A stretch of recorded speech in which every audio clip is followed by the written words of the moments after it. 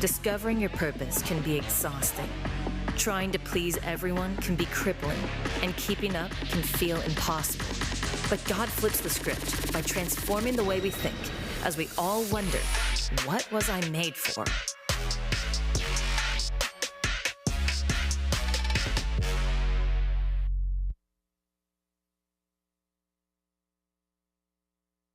What's up, everybody? How are you guys doing?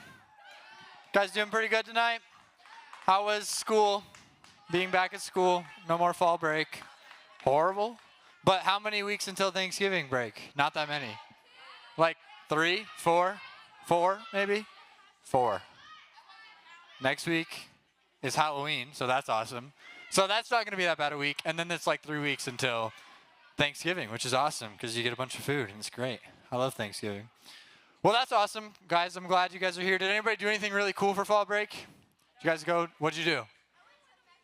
You went to Mexico. That's cool. Did anybody sleep a ton? What'd you do? You went to Arizona. That's fun. What? You got new shoes? Can I see them? You stole them? These would not fit Eli. Eli, do you think these would fit you? He wants them. I think, oh, different Eli? Oh, different Eli. My bad. I need it back. Oh, wait, which Eli are they? They're yours? I don't think it would fit Eli. Hold your foot up. I don't think so. You won those by getting knocked out last week, I heard. That's pretty cool. Wherever Jack is, he's very sorry, I'm sure. He didn't mean to. Well, what you got over here, dude? 15 hours a day or just total? Because total, that's not very good. Oh, a day. What'd you do? Go-karting? Where? Here? Around here? K1? Oh, that's cool. I've been there. That place is fun. What'd you do? School? You had school last week? You didn't get a fall break? So do you get out earlier for like summer? You go year-round? But you're going to graduate before the rest of these guys. That's okay. That's cool. Then you get a long break after you do that. What'd you do, Matthew? Oh. Well, Christmas break is not too far away. What'd you do?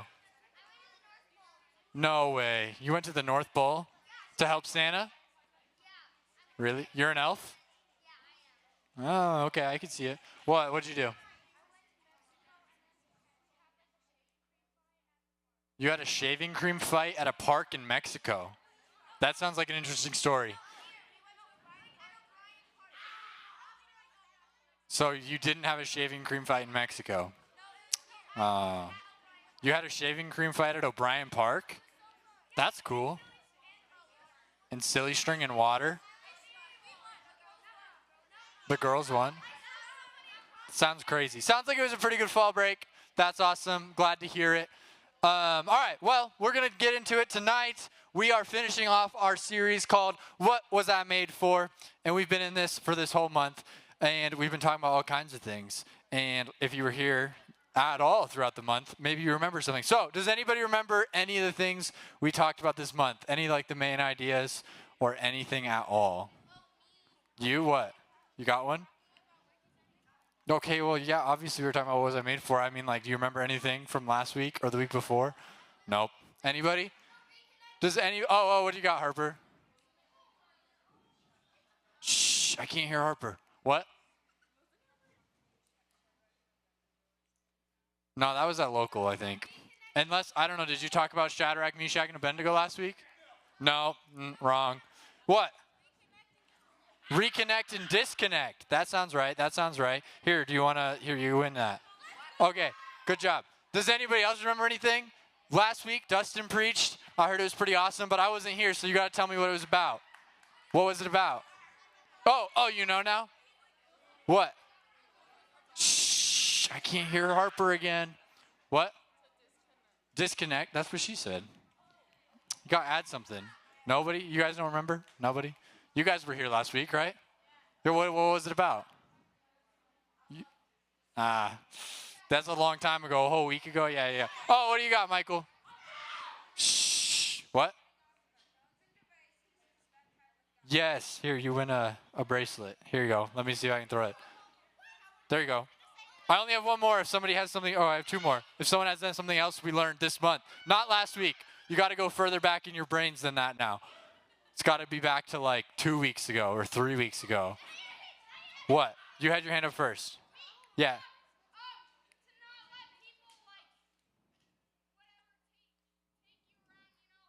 Nope. Sounds weird.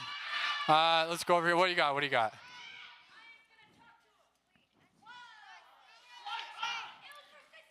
Shh. Hey, you guys are being mean over there.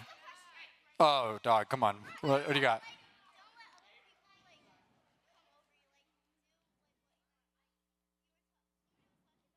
I'll give you guys a hint. Okay. The week 1, no, we'll go to week 2. That's more recent. We said, I am made for more than what? There's 2 more words. Oh, somebody said it over there. That was back there. He said it. No, that wasn't you. And then the week 3, we talked about, let's see. You guys got last week. Week 3, does anybody remember? It starts the same way. I am made for more. No. Then, oh, wait. No, then what? Oh, what do you got? What? No. Huh? No. Can. No. What I can. Oh, yeah, there you go. Good job. Okay, we got it figured out. Okay, good job, guys. Proud of you. That was a little bit painful, but that's okay. Good job. We got there. So we've been talking about identity in this series and what we're made for. And last week we talked about how we're made for connection. And so we're going to continue and finish up that series tonight. And then next week, we're going to have this awesome thing called Garage Halloween. And before we get into the message, I do have one announcement that we forgot to put in earlier, so I put it in now. Okay, next in November, we have this thing called baptisms coming up. So if you're interested in getting baptized, come talk to me after service. We have baptism. If you don't know what baptisms are, it is an outward expression of an inward change. Basically, if you've given your life to Jesus, then we want you to share that with everybody and to celebrate. So we can talk more about that in small groups about what baptisms is, or with me or a leader after. But that's coming up November 17th, which is in like 2.5 weeks or something. So if you want to do that, come talk to someone after.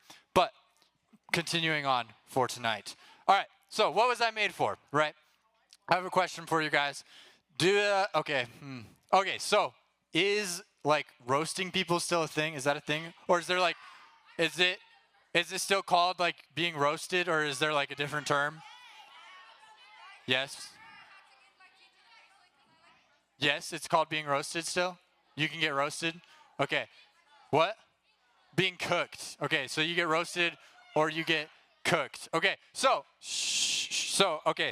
being roasted, right? If you don't know what that means, basically it's getting made fun of, right? If you're being roasted for something or getting cooked, apparently, that means you're being made fun of, you're being teased, something like that. A lot of times it's like jokingly, right? Like maybe it's with your friends, you're like roasting each other, making fun of each other or something back and forth. Sometimes it's not between friends and maybe you're being a mean person to someone or something like that, or someone's being mean to you, or maybe it's with your family, you're joking around. But I would say you've probably all experienced this, either been roasting someone or being roasted or cooked or teased or whatever you want to say. But I would guess most of you have been on one side of that, at least, probably both sides. And I was thinking back to times that I was, roasted or teased, and it took me a while because I've been roasted a lot, so there's a lot to think through because I'm kind of a goofy dude. I kind of am goofy looking. So I've been made fun of a lot throughout the years, and so there's some pretty good ones. When I was in high school, what my friends like to call me is they like to tell me that I looked like a giraffe. Okay, so they would call me a giraffe. Earlier, somebody called me a monkey. I don't remember who it was. Elise, maybe? Someone called me a monkey. But they used to call me a giraffe because I have a really long neck, okay? If you can see, I have a pretty long neck, and I guess I got some funny ears, and giraffes have long necks and funny ears. So they would call me a giraffe, right? And all my friends would call me this, and I had one friend even who bought me like this shirt. I wear it on Sunday sometimes. It's got giraffes all over it, and he bought it for me, not as like a nice gift, but he was like, hey, you look like a giraffe. Here you go. So that was pretty cool. And they would call me a giraffe and stuff, and it was kind of funny because, I would tease them back and stuff. But then when I found out, I was like, oh, they're calling me a giraffe because I have a long neck. I was like, oh, I didn't realize I had a long neck. I thought I had a pretty normal neck, but turns out I have a long neck. And, that kind of stuck with me, obviously, because that was in high school, and now here I am many, many years after that, and I still, remember that. I still remember that I'm a giraffe, right? And it's okay because I like giraffes, and I say they're like a top 3 animal, Giraffes are pretty cool. But They called me a giraffe. That was what they teased me with. And I bet you guys have all been teased in some way. And being roasted or teased, it's not anything new, right? It's something that has been around for forever. I'm sure that everyone in the room, no matter how old the adult is, they've been teased at some point in their life, and everybody will for forever. It's been pretty common. I'm sure that in like the beginning, when there was like cavemen and stuff, I bet they were roasting each other, making fun of each other's piles of rocks and stuff. Are you guys good over there? Hey, Wesley, can you stop screaming over there? That was both of you. You're loud. Pipe down. All right, so they were roasting each other and stuff for forever. It's nothing new. It's been around for a long time. And a lot of times we think it's just funny, right? We're just messing around with our friends. We're making jokes, and we're just all laughing and stuff, and it's not too serious. And we think, not a big deal, no harm, no foul, right? It's like, oh, not a big deal. He's making fun of me. I'm making fun of him. But that's not true, right? That's wrong. That's just not reality, right? Those things actually stick with you, right? You're making fun of your friends in class or something. Somebody says something to you. They tell you look like a giraffe or something because you have a long neck. And, that's in the beginning of the day. You're in school. It's whatever. You're laughing. And then you go throughout your day and you go home and maybe you do like homework or soccer practice or whatever you guys do after school. I would always have a snack, and then I would go do nothing for a while. And then if I had any homework, I would maybe do that. And then I'd like go watch TV or something, or maybe you like play a video game or hang out with your family, play some board games. Maybe you watch TikTok for a couple hours, play Fortnite, whatever you do your things, and then eventually you go to bed, hopefully. And eventually when you're laying in bed, falling to sleep, those things start to come back to you, those thoughts that you've heard throughout your day. You're thinking, oh, do I have a long neck? Am I weird? Am I annoying? Am I whatever it is? You fill in the blank. You know what things you've heard about yourself or what things you've been teased for, right? Am I ugly? Am I fat? Am I whatever it may be? Am I those things? Those start to replay in your head, right? You start to think about those thoughts you've heard. You start to internalize those things, and you start to think, oh, maybe I am those things. I didn't realize it, and I thought it was just funny at the moment, but now I'm starting to think about it more and more, and it starts to become something that's stuck in your head, and it's repeating, and it's on loop, right? And you start thinking like, oh, maybe this is me, and maybe it's not even something you can change, right? Like something about your physical appearance or something that you were born with or something, and you start to think about yourself, and you're like, oh, is this a bad thing? Like, is these things that I'm, the way I was made, is that bad? And, your friends probably said it as a joke, but it starts to stick with you. And if you hear it a few times and you start to replay it in your head, it starts to stick with you, and it really gets stuck in your brain. And sometimes it's not even a joke. Maybe it was something that someone was gossiping about you, right? Maybe there's people gossiping about you at school or on social media or on Snapchat or whatever it is. Somebody was saying mean things to you or something. It's not always in a joking way. You hear these things about yourselves where they say, you're ugly or you don't matter or that your life isn't important or anything like this, or that you suck at basketball or that you suck at guitar or something. You hear these things, and in the moment, maybe they're not that big a deal, but they start to replay in your head, right? When you're by yourself or when you're with your thoughts, they start to replay in your head, and you start to internalize those things, and they start to really affect how you're thinking and who you are, right? And these things can be hurtful. And the question is, why do we allow people to say about us, like why do we allow what other people say about us and the opinions that these people have to take over our thoughts and to impact our lives? You can take that down. That's not what I said. But we ask that, why do we allow those things, right? And the reality is that these people don't even know the real you. They don't know who you are, right? They don't know who you are. They don't know where you've came from. They don't know your story. They don't know your family. They don't know the reason you are the way you are. Maybe there's a reason for these things. Or maybe there's these things that they're making fun of or poking jokes at. These are like real things that you've went through in your life, and it's a real thing. They don't know the real you, right? So the question is, why do we continue to let someone else's opinion of us have this power over us, right? That's the question. Oh, yeah. My bad. I read your lines. We'll try that again. Why do we continue to let someone else's opinion of us have power over us, right? These people have said things to us, and we internalize them in our head. We get them stuck in there, and we start to think these negative thoughts about ourselves. Why do we let that happen, right? That's what we're going to talk about tonight. So if you've ever experienced that, then listen up. Because when we focus on these things that other people are saying about us, it can start to be really detrimental to us, right? It can start to get stuck in our head, like I was saying. And we start to let what other people are saying about us define who we are, to become our identity, right? with these things that they've said, these negative things that maybe were just jokes at one point, but we started to get them stuck in our head. And we start to let these other people kind of write out our story of who we are. We let their opinions write who we are instead of letting God and what he has written to us and what he has told us about us define who we are and define our lives, right? He has already written your life and already written who he made you to be, but we start to lose focus of that when we see these other things. So we're going to talk about what God has said about you guys today and what God says about who you are, okay? So a long, long time ago, thousands of years ago, there was this guy named David. Everybody say David. David. David was this guy. He's a pretty cool guy. He did a lot of things. He was a shepherd for a while. He killed this giant with a rock. He was king. He did all kinds of things. He did some bad things, some good things, everywhere in between, right? He's a pretty famous guy. Maybe you've heard of him. But he was also an author and a poet, right? So he would write these songs, and they're called psalms, is what he called them. But basically, they're just songs or poetry, or like some of them are like songs, and some of them are more like poems, and everything in between, right? And he wrote a bunch of them, and they're in the Bible. If you like open your Bible to the middle-ish, you're going to find the book of Psalms. And probably like, I don't know, over half of those are written by King David, okay?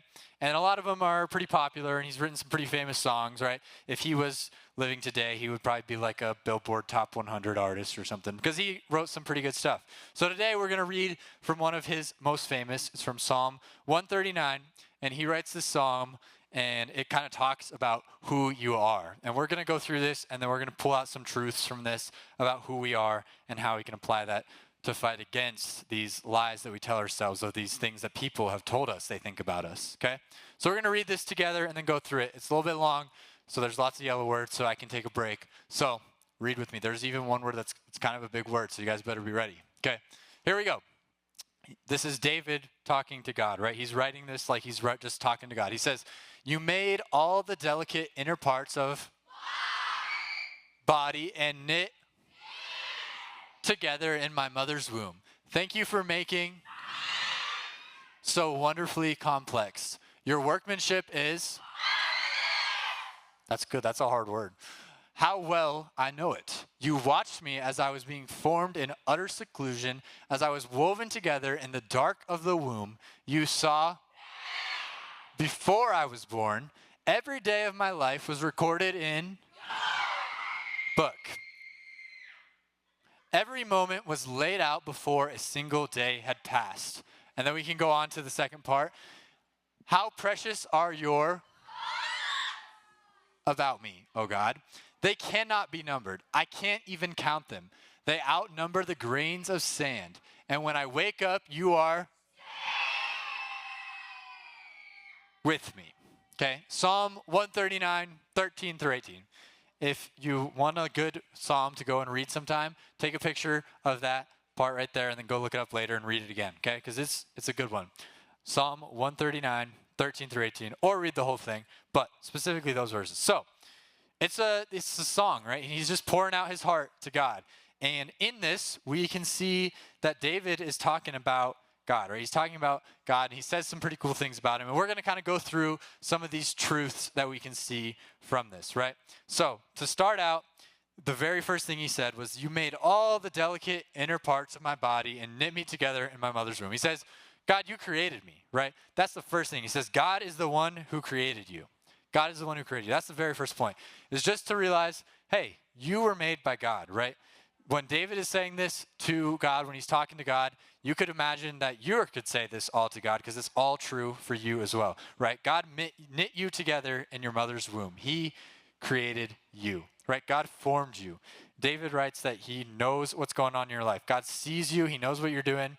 God is always there, right? And that pulls us right into the next one, is that you are known by the creator of the universe, right? He says that right in here, he was talking about it. He says, you watched me as I was being, you saw me every day of my life. He knows you. He knows you and every single one of you personally and individually. He knows everything about you. He knows every number of hair on your head. He knows how you act. He knows what you've done in your life. He knows who you are and who you're going to become and all the things about you. He knows them all, right? He sees you. He watches you. The creator of the universe knows you, right? And not only does he know you, but he knows what those people have said about you. He knows the things that you've heard, the things and the lies that you've heard over the years, right? You've heard the jokes. He knows all those jokes that you've heard that kind of stick in your head and make you feel self-conscious and make you doubt yourself and make you anxious and make you have worse depression or anxiety. He knows those things that you've gone through, right? He knows what's going on because you are known by the creator of the universe, right? You are known by the creator of the universe. And he knows all these things about you. And he even knows the things that you tell nobody about, the things that you think are like the biggest secret in the world that you were like, oh, I would never let anybody in on that. I would never tell anybody about that. He already knows those, right? He knows the rumors that have been spread about you. He knows the true ones, the lies. He knows all of it, right? He literally knows every single thing about you, right? David wrote, you watched me as I was being formed. You saw me before I was born. Every day of my life was recorded in your book. He knows everything you've ever done, everything you're ever going to do. He knows you deeply, right? And not only does he know you, and he knows the things you're going through, but he cares about that. He cares about those things, right? God cares about that, and he cares about you. He cares about those things that you're going through, the things that you've heard, and he cares about you, each and every one individually. He cares about you, right? And not only does he know you, not only does he think about you and care about you, but you're a really big deal to God, right? It's a pretty big deal to him, the fact that he knows every one of your thoughts, right? David writes at the end, he says, how precious are your thoughts about me, O God? They cannot be numbered. They outnumber the grains of sand. I don't know if you've ever been to a beach, but if you go to a beach, if you were to like fill this water bottle with sand, it would probably take you like 5 years to count every grain of sand in there. Maybe. I don't know how fast you count. But so imagine that is just one little thing of sand. A beach full of sand would fill like the entire town of Parker probably because it's like so deep and wide and crazy. So every grain of sand, that is how big of a deal you are to God. He thinks about you that much, right? Because you are a big deal to God. And you might think like, okay, I'm a big deal to God. What does that mean for me? Like, why does this matter? You know, that's great that he thinks I'm a big deal. My life is still hard. Things still suck. I still have these things going on in my head. But here is what I want you guys to think about, right? The fact that when someone says one of those unkind things to you, right, they make fun of you or something, and those things stick with you, and maybe they're bullying you, or you hear something, and you start to think those things in your head, you know, maybe I am stupid, maybe I am annoying, maybe I am fat, maybe I am ugly, maybe whatever it is that you have playing in your head, right? God knows that you're thinking those things, and he knows that those are the thoughts going on, and he doesn't want those thoughts to be there, right? And in those moments, I want you to encourage you that you're not alone, right? Because David said God is constantly thinking about you, right? God is constantly thinking about you. God's thinking about you, right? You're not actually alone in those moments. When you think you're alone with your thoughts and you're getting anxious and you're getting stressed out, you're not actually alone. He's thinking about you. And when God thinks about you, God thinks good things about you, right? He thinks good things. He created you. He knit you together. He cares about you. He thinks good things. And how do I know this, right? How do I know God thinks good things about you? Because he sent his son Jesus here to die for you. And then he brought Jesus back from life after he sacrificed himself on the cross so that he could have a relationship with you. He did all that just so he could know you, right? So he could have this relationship with you, so he can know you. So certainly he's thinking good things about you, who he created, who he made you unique and special. Every single one of us is made uniquely. He spent time making each and every one of us, right? If you know anything about like biology or something, like life is crazy and stuff, and like your DNA, every person has unique DNA. Every person has unique fingerprints and eyes. You are uniquely made, right? And God made you wonderfully and marvelously, right? That's what David said in there. He said you were made wonderfully and marvelously. And so what matters about you most is what God says about you, right? What God said about you is what matters most. What God says about you matters most, right? It doesn't matter what someone in, third period math said about you. What matters about you is what God, the creator of the universe, thinks about you. And we know that he thinks good things about you, right? We know that he cares about you and that he made you to be you and to be unique and to be who he wants you to be and the way that you are, right? The one who created you, right? That's him. So find when you're thinking of those thoughts and those negative thoughts are going through your head, I want you guys to remember this, all right? If you don't remember anything else tonight, remember this. Next time you're having those negative thoughts that you maybe are sneaking in at night or whenever, and you have those things looping in your head, and you're like, oh, these things are just the worst. Like maybe I am these things that people have said about me. Remind yourself of this. I am made for more than what others think of me, okay? I am made for more than what others think of you. You are made for more than what others think of you. What others think of you is not what matters most, right? You are made for more than that. You are made for what God thinks of you. And God thinks of you as wonderfully and marvelously made, right? That is what God thinks of you. You are wonderfully and marvelously made, okay? So take a picture of that. And next time you're like, oh, I'm, stressed out, I'm thinking about these things, remind yourself, I'm made for more than what others think of me. And what God thinks of me is, the other one. Yeah, what I'm made for is that I'm wonderfully and marvelously made. Just remind yourself that. You're thinking, oh, I'm stressed out because I have a long neck or something, or I have whatever it is. You would know the thing better than I do. Whatever eats you up inside, whatever you think about that constantly is coming back in your head, remind yourself, those aren't true because you are wonderfully and marvelously made by God, and He knows what He thinks about you, and He thinks that you are wonderful and marvelous, and that you are His creation, and that He loves you, and that He cares for you. So that is what I want you guys to think about, okay? We're going to go into another song of worship here in a second. And while we're doing that in worship, I want you guys to think about those things that come to your mind, right? When I was talking about, people making fun of you or things coming to your mind, what are those things that keep you up at night, those thoughts that eat away at you? And how can you start to replace those with the truth, right? The truth that we see from David, that you were made for more, right? You were not made for what others think of you. You were made for what God thinks of you. And what He thinks of you is that you are wonderful, you are marvelous, you are loved, right? You are all of these things. So we're going to jump into some worship here. And I'd ask that you guys would just be quiet, reflective, worship the Lord, spend some time thanking Him for the fact that He has made us this way, the fact that He has created us all unique and individually. But pray with me, and then we're going to jump into this last song of worship. Shh.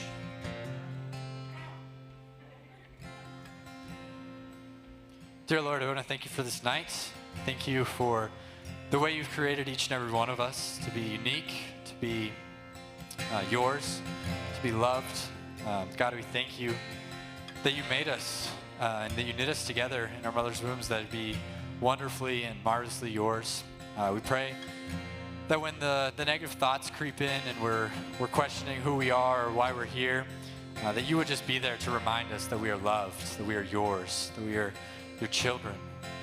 I pray for all of us as we go throughout our weeks, that You would just continue to remind us of that truth, continue to remind us of what we were made for, and that we were made for You, to serve You, and to love You. And Jesus, we just pray this tonight together. And everybody said,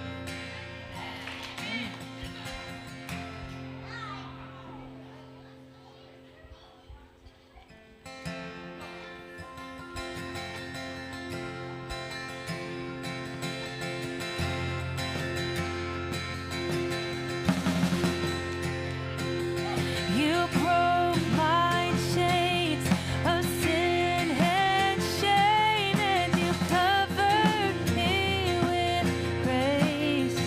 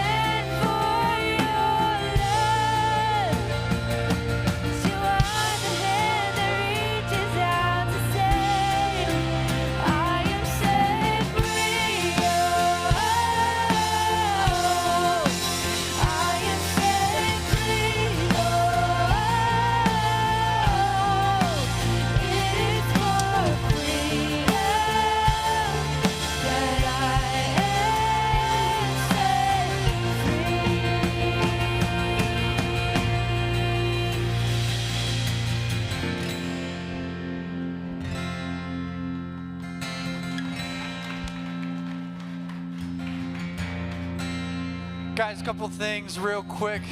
First and foremost, you are loved and prayed for, and you are accepted here just as you are.